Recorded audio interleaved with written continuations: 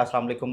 DH Lahore phase 9 prism podcast series के साथ आपके सामने हाज़िर हैं। डिस्कशन करेंगे आज हम लोग फ़ेज़ 9 प्रिज़्म के कुछ ऐसी चीज़ों के मार्केट के ऊपर कि क्या यहाँ पे मार्केट ट्रेंड चल रहा है, उसके साथ-साथ ऑन ग्राउंड जो चीज़ों की हमें बेहतरी देखने में नज़र आ रही है, प्लॉट प्राइसेस के अंदर डेवलपमेंट के हवाले से हमारे साथ मौजूद होंगे फ़ेज़ 9 प्रिज़्म एक्सपर्ट, जो पिछले काफ़ी अरसे से फ़ेज़ 9 प्रिज़्म को डील कर रहे हैं।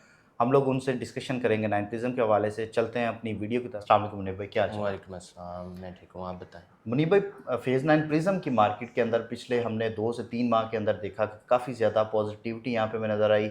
आइदर वो बजट के हवाले से थी खाली, या चीज़ें वाक़ई ही यहाँ पे हमें ट्रांसफ़र होती हुई नज़र आ रही हैं। बायर का क्या इंटरेस्ट है? गाइड कीजिएगा इस हवाले से। इसमें दोनों चीज़ें इस वक्त हैं, बायर एंड यूज़र भी है और इन्वेस्टर भी है।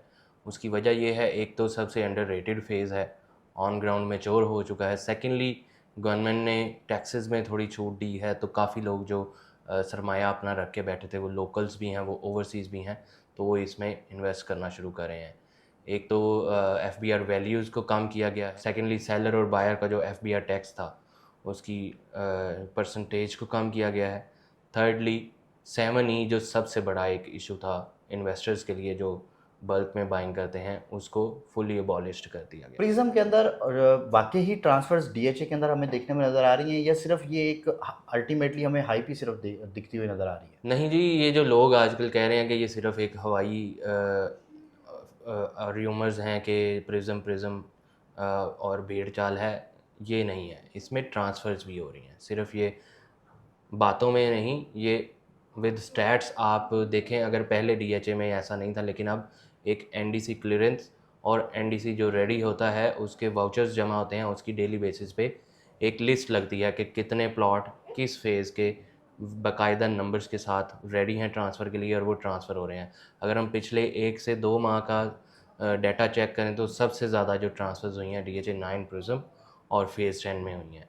तो और उसमें अगर हम अप्रॉक्सीमेट नंबर देखें, तो तकरीबन 2 से 3 हज़ार के दरमियान जो प्लॉट है 9 प्रिज़्म और 10 में ट्रांसफ़र हो चुका है।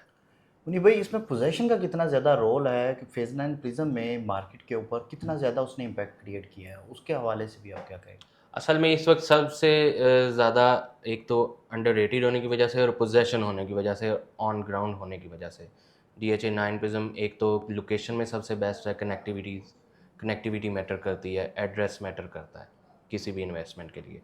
ये चीज़ें सब ने मिल के प्रिज़्म को हाइप दी है। डेफ़िनेटली ऑब्वियस बात है कि पोजेसन ने भी इम्पैक्ट किया है, लेकिन सिर्फ़ पोजेसन को हम क्रेडिट दें, ये वजह नहीं है।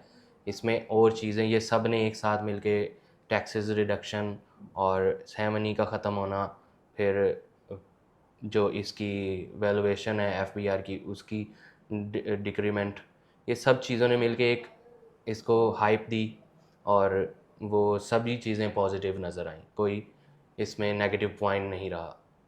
दैट्स वाई, और लोगों ने देखा कि घर भी बनना शुरू हो गए हैं। ये चीज़ें क्या इसमें। देखते हैं, काफ़ी ज़्यादा क्यूरीज़ इस हवाले से हमें आती हैं कि प्रिज़्म के अंदर एप्रिसिएशन काफ़ी ज़्यादा हो चुकी है। वेट करना चाहिए, प्राइसेस दोबारा नीचे आने के चांसेस कितने हैं? और अगर प्लॉट लेना है तो या हमें वेट करना चाहिए या बाय कर लेना चाहिए? देखें, अगर तो आप कह रहे हैं कि साल बाद ये नीचे आ जाएँगी, तो मुझे फ़िलहाल ऐसा कुछ नहीं लग रहा। ये अभी मैच्योरिटी की तरफ जा रही हैं, ये मज़ीद अभी ऊपर जाएँगी। करेक्शन हर चीज़ की होती है, लेकिन वो डिपेंड करता है कि मुल्क की हालात, इकॉनमी, और सेकंड ऑप्शन क्या है आपके पास। इस वक्त जो ऑप्शन है सबसे बेस्ट, वो रियल एस्टेट ही है। रियल एस्टेट काफ़ी अरसे बाद चला है, और मुझे नहीं लगता कि अगले 1 आध 2 साल अभी रुकेगा। अगर ये प्लॉट जो आज 3.5 को टच किया, ये 4.5 तक चला जाता है अगले 1 साल में, तो फिर कुछ थोड़ी बहुत, वो उसमें बहुत ज़्यादा नहीं कि आपका 1 करोड़ वापस आ जाएगा। उसमें 2 से 3 मिलियन की करेक्शन पॉसिबिलिटी होती है, लेकिन वो भी 4.5 को टच करने के बाद। अभी ऐसा कोई। और बाइंग के ऊपर कि अभी फौरी बाइंग करें या उसका वेट कर लें? जो लोग तो अगले 1, 2, 3 महीने में बाइंग का सोच रहे हैं, या 6 महीने में, तो उनको चाहिए कि वो जल्द से जल्द बाइंग करें। उसकी वजह क्या है कि अगले 2, 3, 4 महीनों में घरों की तादाद इसमें डे बाय डे ज़्यादा हो रही है। जैसे-जैसे जिस गली में, जिस ब्लॉक में घर ज़्यादा होंगे, ऑटोमेटिकली उसका रेट ज़्यादा होगा। अगर आप अगले 2, 3, 4, 6 महीने में बाइंग सिर्फ़ ये मार्केट ट्रेंड देखने के लिए रुक रहे हैं, पेमेंट्स पड़ी हैं, तो आई थिंक सो कि अभी बेस्ट टाइम है बाइंग करने का, बजाय कि मज़ीद रेट्स ऊपर जाएं और आप बाय। जैसे आपने नंबर्स की बात की, पिछले 3 महीने के अंदर आप आपके मुताबिक मार्केट को देखते हुए हमें प्लॉट की प्राइसेस के आज के प्राइसेस में कितना गेन देखने में नज़र आया, और आगे अगले 3 से 6 माह के अंदर क्या एक्सपेक्टेशंस हैं कि कितना उसके अंदर आप अप्रिसिएशन देखने में नज़र आएगी? अभी ऑलरेडी जो है 5 मरला को अगर हम देखें तो 1 से 1.5 मिलियन उसमें ऐड हो गया है। कनाल को अगर हम देखें तो तकरीबन 3 से 4 मिलियन ऐड हुआ है।